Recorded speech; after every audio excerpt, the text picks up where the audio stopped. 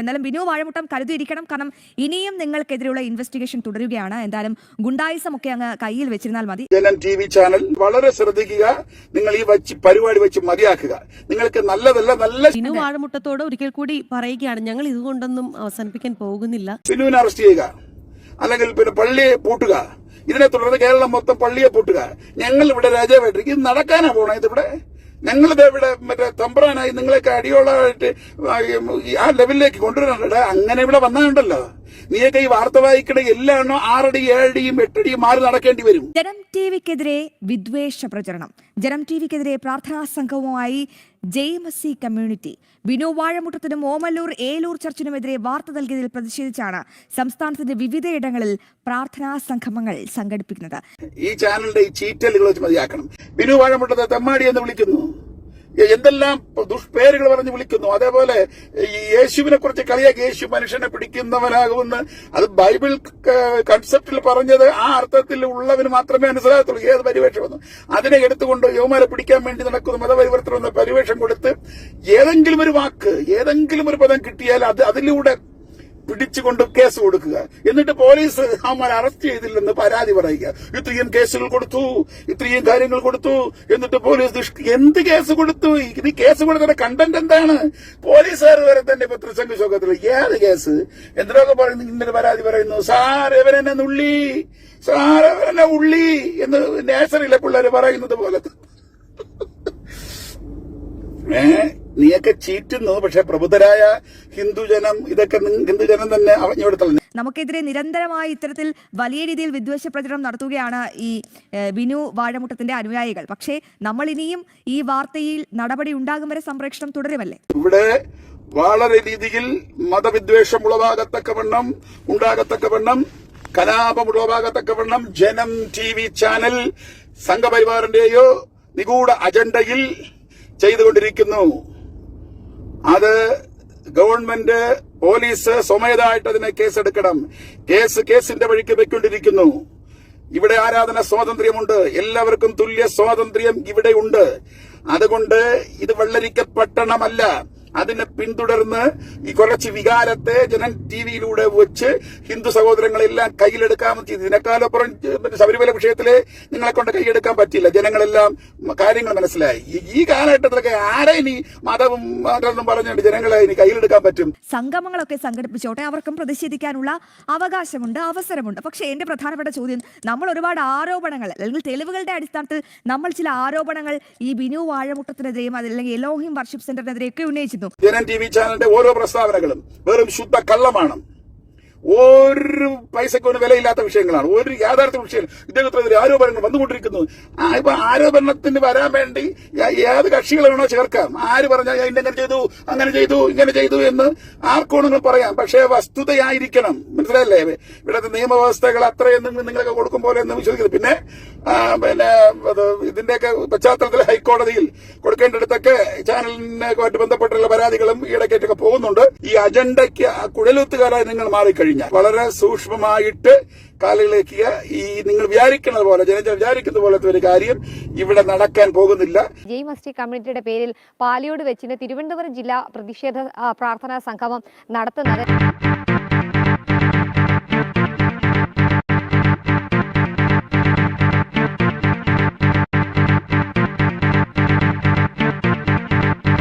എന്തായാലും ശാലിനി, ഇവർ ഇപ്പോൾ പ്രാർത്ഥനാ സംഗമങ്ങൾ എന്നൊക്കെയാണ് പറയുന്നത് എങ്കിൽ പോലും ബിനു വാഴമുട്ടത്തിന് വലിയൊരു ഗുണ്ടാപ്പടയുടെ തന്നെ പിന്തുണയുണ്ട് എന്നുള്ളത് നമ്മൾ കണ്ടതാണ്.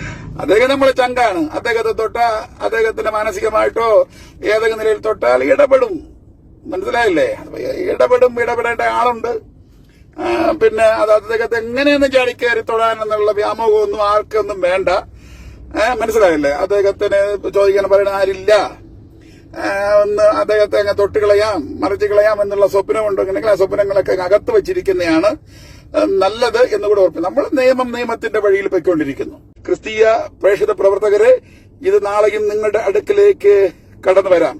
അപ്പോ ചില പാർഷന്മാർ, വലിയ മെഗാ പാർഷന്മാരുടെ ഞാൻ പറഞ്ഞപ്പോ അതൊന്നും വിഷയമില്ല. കാരണം അവരുടെ ചിന്ത എന്താണ്? അത് പിന്നെ പിണറായി വിജയന്റെ വീട്ടിൽ വരുന്നല്ലോ, രമേശ് ചെന്നിത്തലയായിട്ട് ബന്ധമുണ്ട്, VD സതീശന് ബന്ധമുണ്ട്, കേന്ദ്രത്തിൽ അമിത്ഷായിട്ട് ബന്ധമുണ്ട്. അതുകൊണ്ട് എനിക്ക് എന്റെ ചർച്ചയിലൊരു വിഷയം വരുമ്പോൾ എനിക്ക് ശശി തരൂരുണ്ട്, അവരൊക്കെ ഇലക്ഷൻ വരുമ്പോൾ എന്റെ വീട്ടിൽ വന്നിട്ടുണ്ട്, വിളിച്ചിട്ടുണ്ട്. ഓക്കെ, പക്ഷെ നിനക്കൊരു ആവശ്യം വരുമ്പോ ഇവരെല്ലാരും പരിധിക്ക് പുറത്തായിരിക്കും. ഇന്ന് ഇതേപോലൊക്കെ ഓടി ഇങ്ങനെയൊക്കെ നടക്കത്തില്ല, ഇവരൊക്കെ കൂട്ടിന് കാണത്തുള്ളൂ. ന്യൂനപക്ഷങ്ങളുടെ പ്രാർത്ഥനാ കേന്ദ്രങ്ങളും അവരുടെ വീടുകളൊക്കെ യോഗി ആദിത്യനാഥ് ബുൾഡോസർ വെച്ച് ഇടിച്ചു പൊളിച്ചതുപോലെയാണ് ഇപ്പം പശ്ചിമ ബംഗാളിൽ കാര്യങ്ങളൊക്കെ മുന്നോട്ട് പോയിക്കൊണ്ടിരിക്കുന്നത്. ഇതിനെതിരെ ഒന്നും പ്രതികരിക്കാനോ പ്രതിഷേധിക്കാനോ ഈ പറയുന്ന ഒരു ഒറ്റ ഒരുത്തനും മുന്നോട്ട് വരത്തില്ല. പ്രത്യേകിച്ച് ഞാൻ നേരത്തെ പറഞ്ഞ നമ്മുടെ കരിമീൻ കണ്ടിയും അതുപോലെ മറ്റേ കാസാ കൂസനും ഇവന്മാരൊന്നും വരത്തില്ല. സംഘപരിവാറിന്റെ അമേദ്യം അമൃതാണെന്നും പറഞ്ഞ് കഴിച്ച ആസനത്തിൽ ബാലും ചുരുട്ടിയിരിക്കുകയാണ് ഈ ഊളകള്. എന്ത് പറയാനാണ്? എന്ത് പ്രാണും പെണ്ണും കെട്ടി ഇങ്ങനെ ജീവിക്കുന്നത് നല്ലത്, പോയി തീർക്കുന്നത് നല്ലത്.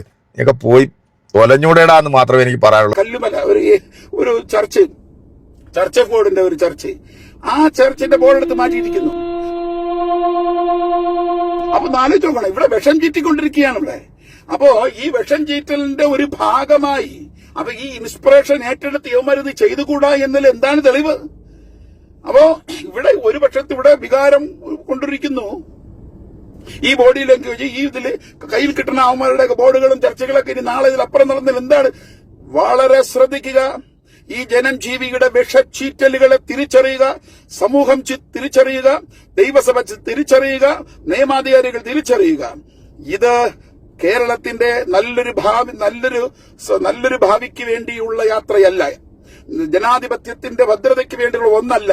ജനാധിപത്യത്തെയും ബഹുസ്വരതയെയും തകർക്കത്തക്കവണ്ണം സംഘപരിവാർ അജണ്ടയോടുകൂടെ വർഗീയ രാഷ്ട്രം സ്ഥാപിക്കത്തക്കവണ്ണം അവരുടെ മനസ്സിനകത്തിട്ടിരിക്കുന്ന അജണ്ടയുടെ ആ ബഹിർസ്ഫുരണമായിട്ടുള്ള സാമ്പിൾ വെടിക്കെട്ടായി വിനു വാഴമുട്ടത്തിന്റെ വിഷയത്തെ പെരുപ്പിച്ച് കാണിച്ച് അവിടെ വിഷയമുണ്ടാക്കി അതിനെ കേരളം മുഴുവനും സ്പ്രെഡ് ചെയ്യിപ്പിക്കാമെന്ന് ഈ ചാനലും സംഘികളും കൂടെ ശ്രമിച്ചാൽ അത് ആരുടെയൊക്കെ മറന്നുപോയി ദിവാസ്വപ്നമായിരിക്കും എന്ന് മാത്രം ഞാൻ പറയുന്നു. ഇപ്പൊ പശ്ചിമ ബംഗാളിൽ നിർമ്മാണത്തിൽ ഇരുന്ന ഒരു ക്രൈസ്തവ ദേവാലയം അങ്ങ് ഇടിച്ചങ്ങ് പൊളിക്കുന്ന ഒരു വീഡിയോ വന്നിട്ടുണ്ട്. ഇതൊന്നും കണ്ടിട്ട് ഈ ലെവന്മാർക്കൊന്നും ഒരു കുലുക്കവും ഇല്ലെന്നേ.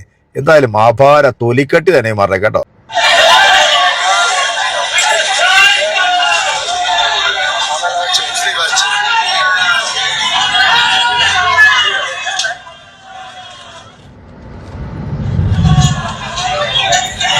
ജയ് ശ്രീറാം.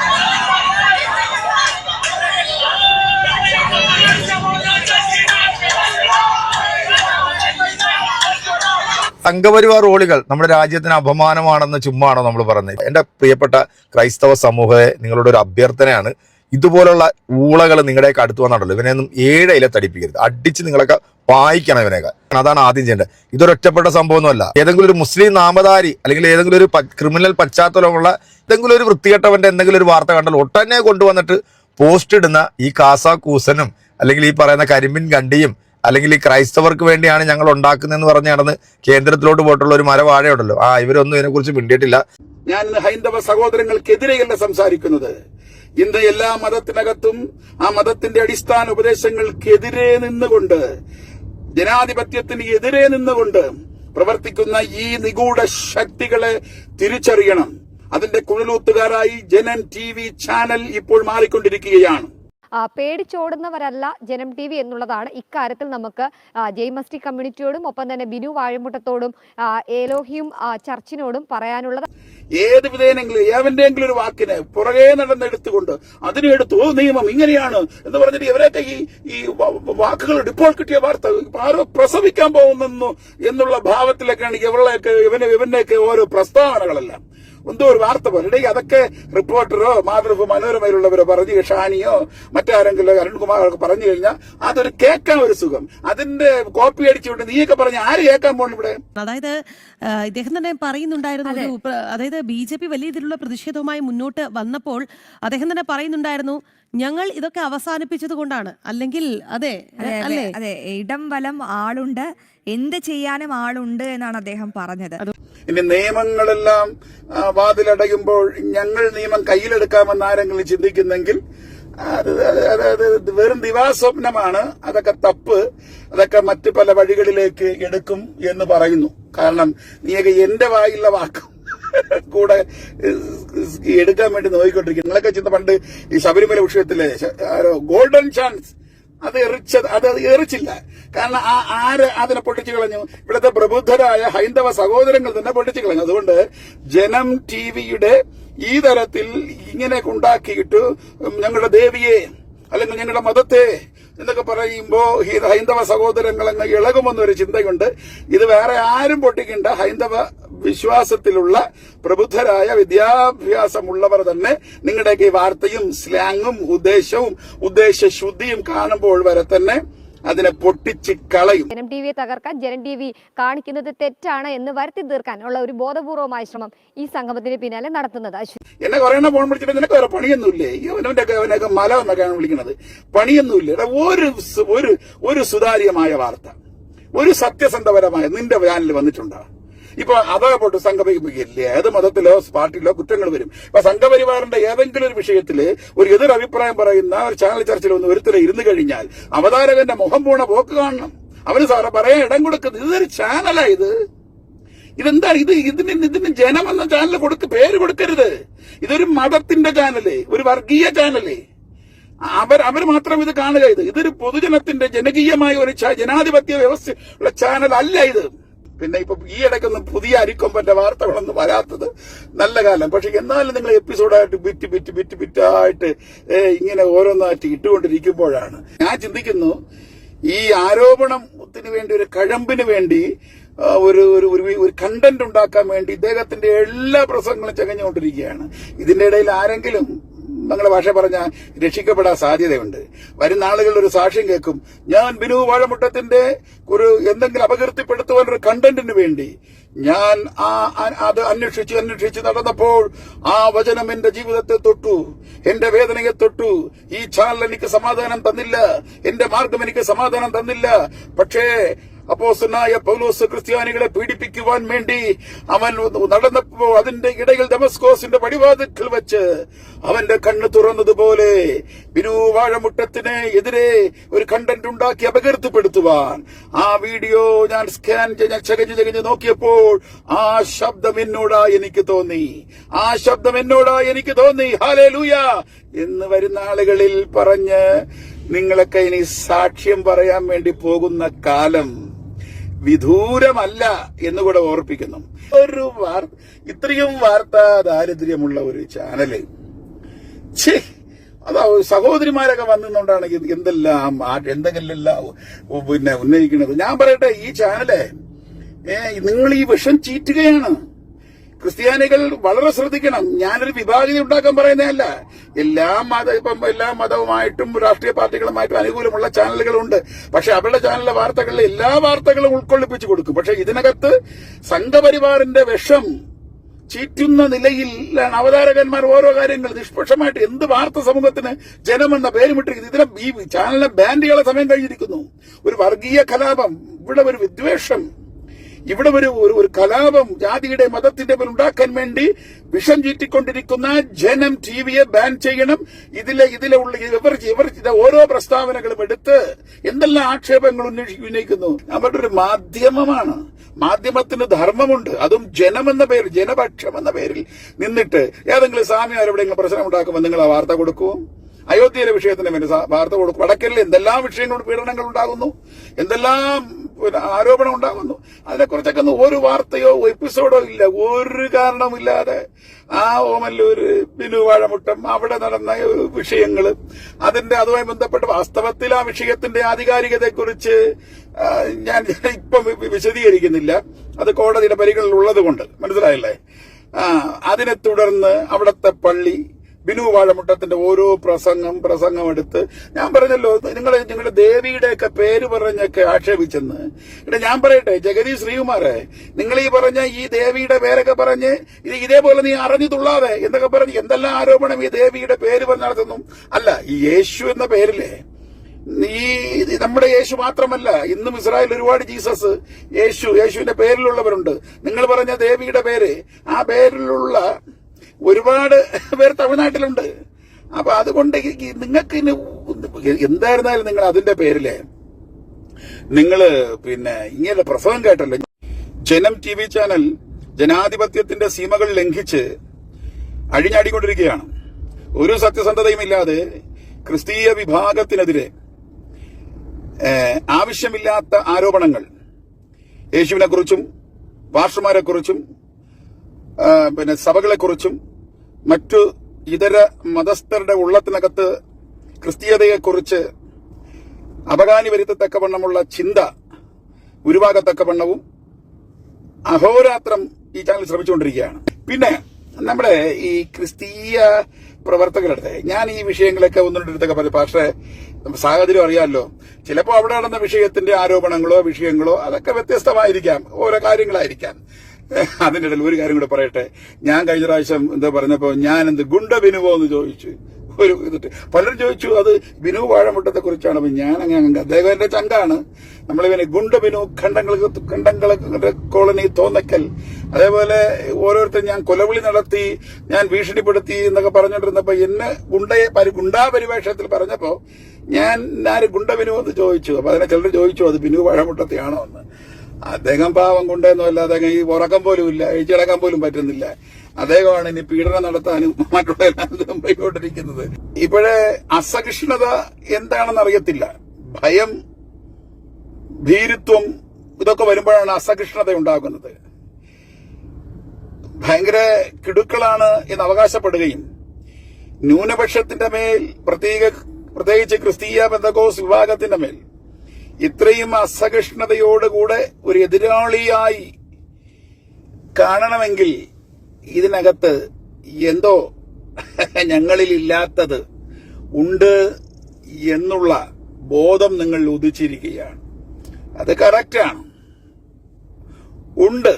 അതുകൊണ്ട് തന്നെ നിങ്ങളുടെയൊക്കെ അതിരുകൾ ലംഘിച്ച് മതിലുകൾ പൊട്ടിച്ച് ഞങ്ങൾ അവിടെ വന്ന് നിങ്ങളുടെ അതിരുകളും മതിലുകളും പൊട്ടിച്ചല്ല, അവരവർ തന്നെ അവരവരുടെ മതിലുകൾ പൊട്ടിച്ച് ആരാധനാലയങ്ങളിലും ദൈവദാസന്മാരുടെ അടുക്കലും സമാധാനത്തിനും ആശ്വാസത്തിനും വേണ്ടി കടന്നു വരുന്നത്.